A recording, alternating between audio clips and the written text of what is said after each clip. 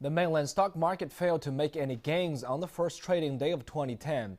Both major indexes headed south. But for 2010 as a whole, analysts remain optimistic about a market that was one of the world's best performing major markets last year, underpinned by brighter prospects for economic recovery and corporate earnings. Dai Qian has more. The loss on the New Year's first trading day was the first since 2006. Over the past 2 decades, mainland stocks have headed south on the first trading day only 7 times. At the close of trading, the Shanghai Composite was down 1%, while in Shenzhen, the component index fell 1.2%.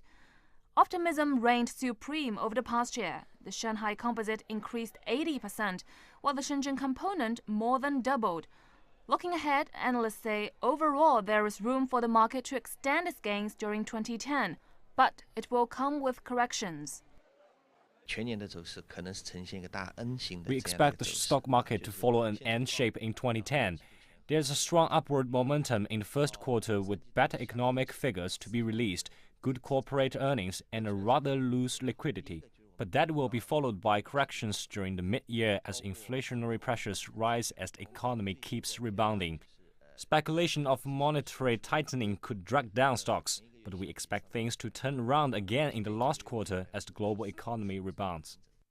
However, the cautious view is that the economic rebound is merely a byproduct of government spending, not consumer spending. The economy was driven mostly by investment in 2009, and that could actually lead to overcapacity of some industries like cement and steel. If some stimulus measures go toward boosting investment instead of consumer spending, that would raise a question as to how long such fast economic growth could last. And that's a risk for the stock market.